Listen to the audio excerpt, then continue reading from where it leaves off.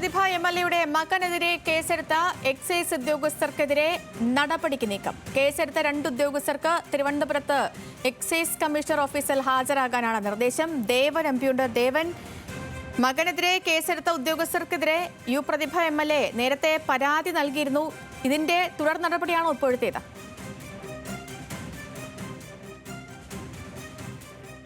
തീർച്ചയായും അതെ.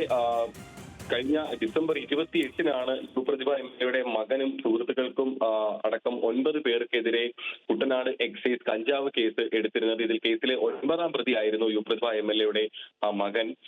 ഈ കേസ് അന്ന് എടുത്തപ്പോൾ മുതൽ തന്നെ പ്രതിഭ എംഎൽഎ പറഞ്ഞിരുന്ന കാര്യം, തനിക്കെതിരെയുള്ള രാഷ്ട്രീയപരമായും വ്യക്തിപരമായും ഉള്ള നീക്കത്തിന്റെ ഭാഗമായാണ് തന്റെ മകനെയും കേസിൽ പ്രതി ചേർത്തിരിക്കുന്നത് എന്നതടക്കമുള്ള കാര്യങ്ങൾ പ്രതിഭ എംഎൽഎ തന്നെ നേരിട്ട് സാമൂഹ്യ മാധ്യമങ്ങൾ വഴി പറഞ്ഞുകൊണ്ട് രംഗത്ത് വന്നിരുന്നു.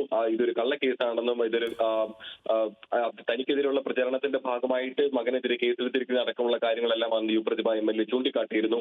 ഇതിന്റെ ഭാഗമായിട്ടാണ് കേസെടുത്ത മുഴുവൻ ഉദ്യോഗസ്ഥർക്കുമെതിരെ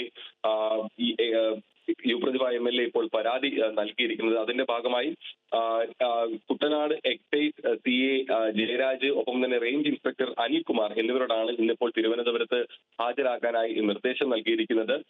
ഈ എംഎൽഎയുടെ മകൻ ഉൾപ്പെട്ട കേസ് അന്വേഷിച്ച സംഘത്തിലെ മുഴുവൻ അംഗങ്ങളെയും കഴിഞ്ഞ ദിവസം മൊഴി രേഖപ്പെടുത്തിയിരുന്നു. അതിന്റെ ഭാഗമായിട്ടാണ് ഇപ്പോൾ ഈ മേലുദ്യോഗസ്ഥരായിട്ടുള്ള 2 പേരെ കൂടി ഇന്നിപ്പോൾ ഹാജരാക്കാനായിട്ട് നിർദ്ദേശം നൽകിയിരിക്കുന്നത്. ഇപ്പോൾ ഇവരുടെ തിരുവനന്തപുരത്ത് ഹാജരാക്കാനാണ് ഇപ്പോൾ മൊഴി നൽകിയിരിക്കുന്നത്. ഈ 2 പേരും ഇപ്പോൾ തിരുവനന്തപുരത്ത് എത്തി മൊഴി നൽകുന്നു എന്നാണ് ഇപ്പോൾ നമുക്ക് അറിയാൻ കഴിഞ്ഞിരിക്കുന്നത്. അന്വേഷണ ഉദ്യോഗസ്ഥനായ ആലപ്പുഴ എക്സൈസ് അസിസ്റ്റന്റ് കമ്മീഷണർക്ക് മുന്നിലാണ് ഇപ്പോൾ മൊഴി രേഖപ്പെടുത്തിയിരിക്കുന്നത്. ഇവരുടെ മൊഴി രേഖപ്പെടുത്തിയ ശേഷം ഇതിന്റെ റിപ്പോർട്ട് സംസ്ഥാന എക്സൈസ് കമ്മീഷണർക്ക് കൈമാറും എന്നാണ് ഇപ്പോൾ നമുക്ക് അറിയാൻ കഴിഞ്ഞിരിക്കുന്നത്. ശരി ദേവൻ എംപിയാണ് വിവരങ്ങൾ നൽകിയത്.